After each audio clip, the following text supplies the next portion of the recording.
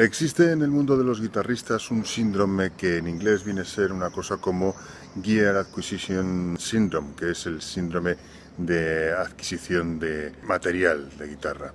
Eso se exacerba muchísimo en la gente que, como yo, somos abrazaguitarras. Ni tocamos ni dejamos tocar. Intentamos que a base de efectos y a base de pedales, pues no se note que somos unos auténticos muñones. Para localizar todo este tipo de material, pues o te vas a las tiendas locales, que normalmente suelen tener muy poco, o te metes en internet. En estas estaba cuando me topé con una tienda que se llama Anderton's Music, que está en Guildford, y me encontré con una página de una tienda que no solo vende equipo de sonido, sino que además tiene una cantidad enorme de gente que está haciendo vídeos, que está elaborando contenido muy pertinente para la tienda, pues probando material, sintetizadores, probando baterías, probando para gente que canta, para voz, y gente obviamente que toca la guitarra o el bajo. Entre esta gente está el, digamos, dueño de Anderton, Lee Anderton, y un amigo del alma que es Robert Chapman. Robert Chapman tiene a su vez su propio canal de televisión, su propio canal de YouTube, porque además tiene su propia compañía de guitarras, Guitarras Chapman. Me pareció muy interesante lo que hacía Robert Chapman, me parece muy interesante lo que hacen todos en Andertons y espero poder localizarlos a todos y poder hablar con todos. Pero en principio con quien he hablado es con Robert Chapman, una persona que toca la guitarra que te pasas, o sea, una envidia cochina entre que toca la guitarra, que puede probar lo que quiere y además tiene su propia compañía de guitarras, es el hombre probablemente al que más envidia tengo del mundo mundial. Pero es que además se expresa estupendamente y creo que merecía la pena poder hablar con él. Y espero que a vosotros os sirva pues para saber más y además para aprender inglés. Qué importante es saber inglés, ¿eh? Ya me diréis lo que os parece, ponéis lo que vuestras ideas ahí abajo. Y si no, en vociferando.es. Un beso. I'm going to change my name to Zaphod Beeblebrox and live on the moon. Greetings, I'm Rob Chapman and today I'm a dragon. Greetings! Greetings, monkey fans! Greetings! Greetings! Greetings! Greetings, it's the Chappers!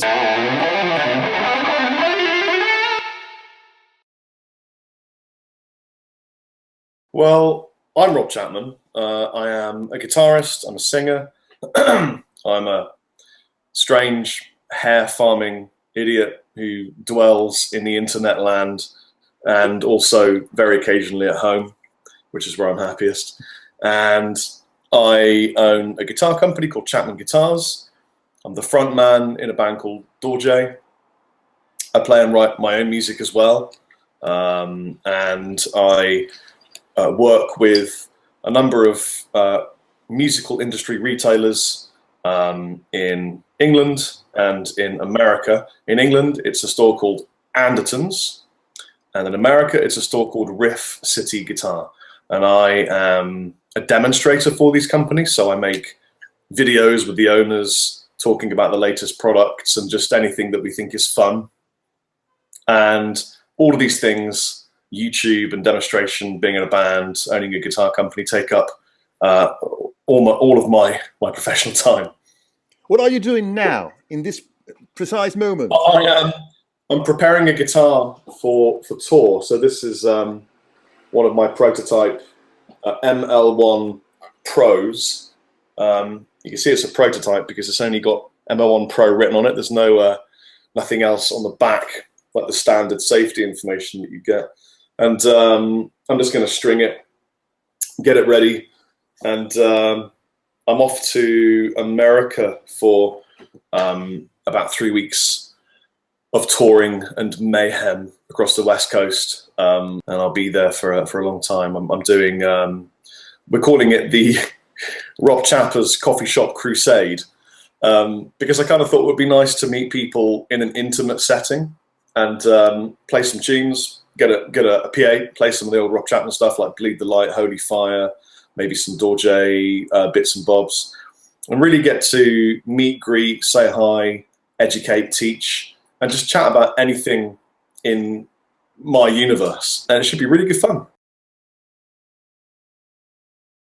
Now, it's a really interesting question, actually, because Chappers is a nickname, and I think I used it to create kind of a persona, which is really a more caffeinated version of me when I was younger, because I've been doing this for 10 years.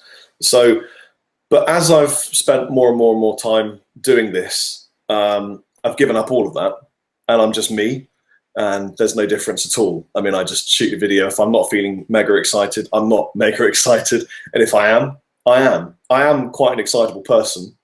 When we shoot videos, we do drink a lot of coffee, and I mean, anyone that's ever met me, one of the first things they normally say is, "Wow, you're taller than I thought you were," and then you're exactly like you are in videos. And it's true. We just, you know, Lee and I are just who we are in a video room. There's no difference at all. Rob Chapman is what I call myself when I'm presenting the Chapman Guitars content, because I feel it needs not more of a professional edge, but I think it just needs, I suppose, more of a professional edge. But when I'm, you know, when I'm shooting a video about the Miku pedal or something fun or stupid, I'm just Chappers, because I'm just the guy down the pub that has a pint and chats and chills out with you, because that's who I am, you know. So when I'm a business owner, I represent myself with my full name. When I'm just being a dude, I represent myself with my nickname. I mean, I had a MySpace account because this happened 10 years ago, and on this MySpace account, I was literally just posting little video clips of me teaching guitar, because I was a guitar teacher, and I just sort of thought, well, I need more students. I'll probably find them locally if I make a video for MySpace.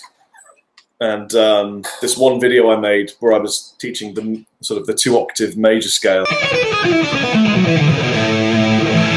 it got viewed, I think it was 160 times, and I was like, wow, my God, 160 views, that's amazing.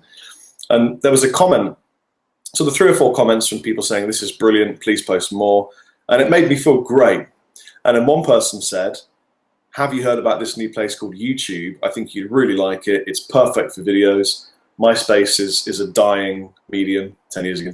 And so I thought, okay, I'll check it out. So I went to YouTube and just would post a video once a month, nothing. You know, I was very formal. It was like, hello, my name is Rob Chapman, and welcome to this video presentation where I'll be teaching you the major scale. Let's start with the first note, it's C, you know. And there wasn't really anybody else doing that at the time, and it took off, and I got bitten by the bug. And I just, to be really honest with you, I just really, really enjoyed the process. And I was at a time in my life where I wanted to lock myself in a room and just focus on work. And it did bring in more students locally, although it was a global thing. And I just got addicted to YouTube.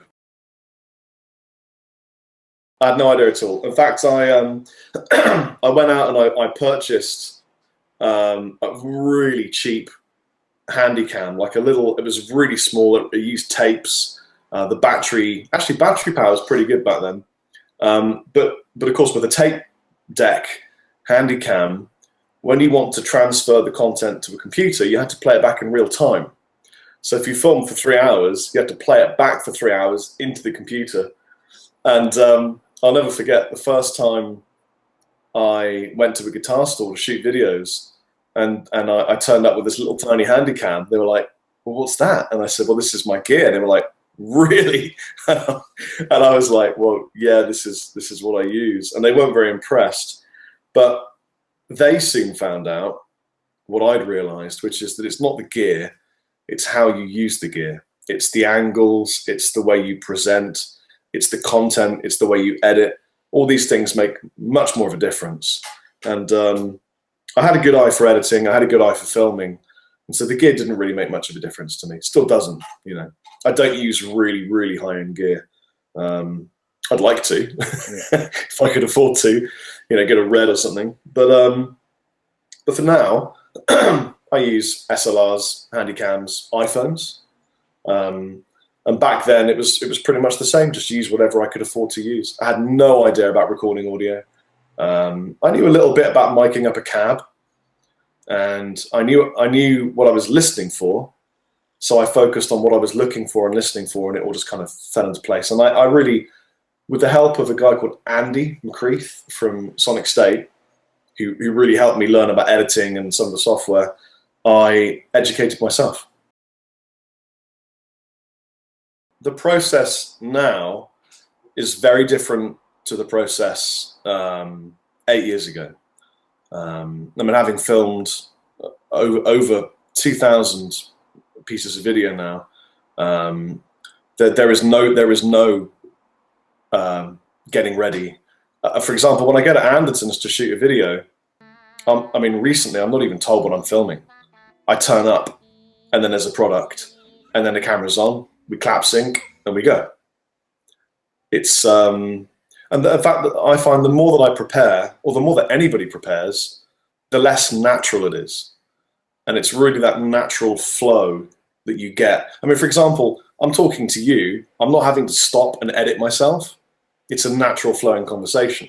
And so when I shoot video, it's the same thing. If I have to consider everything I'm doing and stop and take notes and follow bullet point guidelines, it all goes to shit. So the less you do beforehand, the more natural the presentation is. There might be some things I need to remember, like a product name or what's inside it or what it does. But more often than not, it's just a really simple, straightforward, let's shoot a video about a thing. Especially if it's not even a product. If it's just me talking about something like a tour I'm doing, or I just put the camera on and film a video. 8 years ago, it wasn't that way. It was very, very different. And I would spend a lot of time learning that you didn't have to prepare a lot, you know. I think the thing is, they are all for a different kind of need. So YouTube, for the average person that goes to school or goes to work, is an evening thing. You do your work, do your school, come home, you put on YouTube and you share videos with friends, or you stream YouTube via your TV. It's really become television. And Facebook is a place where people are all the time, even when they shouldn't be. And it's that's where people tend to hang out. They're continually there checking the stream, looking what's new, seeking approval. And so it's a very different kind of requirement on Facebook. I think it's important to be, if you want to run a business, to be on Facebook and YouTube. I think some of the search engine optimization works good if you include Instagram, because Facebook and Instagram are so linked. I think Twitter is dying gradually, and I haven't really focused on Twitter. I have linked it to things, but I haven't focused on it. For me, it was really, there will always be a place which is the evening entertainment and a place that is the daily stay on. And those two places I need to occupy all the time. So it's Facebook and YouTube. It's more fun. Is it? It's a lot more fun. I mean, I envy you to death. You know that. I mean, lots of us envy you to death. But I wanted to ask you. Well, basically, it's really funny. The reason it's survived and the reason it will continue to survive is, I mean, for example, I just signed another contract with Anderton's to keep going for another couple of years, you know. And the only reason is that Lee and I are best friends. We're idiots together. We have the same aspirations, same aims, and we just love shooting fun, entertaining videos about our industry. We're not aiming, Lee and I, to be the premium information channel. There are other people that do that much better than us. We are aiming to have fun. And give good information and give honest feedback, but really the objective is to be entertaining and have fun.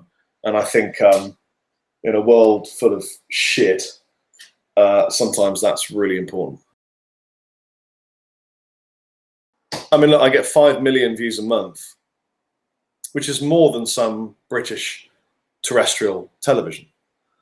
So when you get 5 million views a month, of those views, some are represented by people who aren't very nice and wish me ill and my family. So, of course, the majority of them are just regular nice people that want to learn about guitar stuff and just have fun and chill out. But some people are not like that. Very, very, very few. And I would rather distance my family and my home from people like that. So I try and keep, although obviously my wife is a musician, she's been in some content with me and she's been online and the kind of thing. I would always prefer to keep my home and my family away from YouTube as much as possible. It's almost impossible because just living somewhere, people know where you are as much as that. I went out for a walk a couple of days ago and I got stopped by 7 people in the space of about 45 minutes. So it's become impossible to walk around unnoticed. But it doesn't really make me think about the way I shoot a video. It just makes me think about the way that I act as a human being, and about the things that are important to me to keep, keep to myself. You can't change the trajectory. I think before, the one thing that was different for me was that I never really thought about where it was going. I was just enjoying the ride. And then a few business things went down and people were talking to me about things they wanted to do and where they viewed my position in the industry. And I soon realized that if I look back 10 years and then look forward maybe even 3 years, I think it's important to realize that there's no way out of this. This is what I'm in now. This is my industry, my career. And so I just need to be prepared for that to be what it is. And it's brilliant. I wouldn't want to change it for the world. My hardest challenge right now is time, because I find I don't have enough of it to spend with my family. I find it difficult to even the time out between the different things I do, the band, touring, for example, the guitar company, which also occasionally tours and requires, meetings and input and work, and we have staff and all that kind of stuff. And then the Anderton's work, and then obviously I shoot videos for my own channel of my own accord. So I need to plan those and think about what I'd like to shoot. More often than not, I wake up and just think I'll shoot a video and shoot anything that's fun. But I'm finding it hard to find the time to balance life, because I never really thought that everything I did would work out, and it all did at the same time. I thought maybe the band would work, or the YouTube would work, or just the guitar company would work. I didn't think they would all become a thing. Okay, I had a band when I was a young guy called Hooker, and that band represented everything that I wanted, except that it didn't succeed. It was a bunch of friends. We loved each other's company. We were stupid with each other. We loved playing music. We were great live, and I was a guitar player, and I loved that. And with Dorje, I have all of that, but we also make profit touring. And so I think in terms of personal fulfillment, Dorje is right up there. It's band of brothers. We love the music. We love playing live. We enjoy each other's company. We're all best friends. We really are. And with the guitar company, that fulfills my requirement for constant new guitars.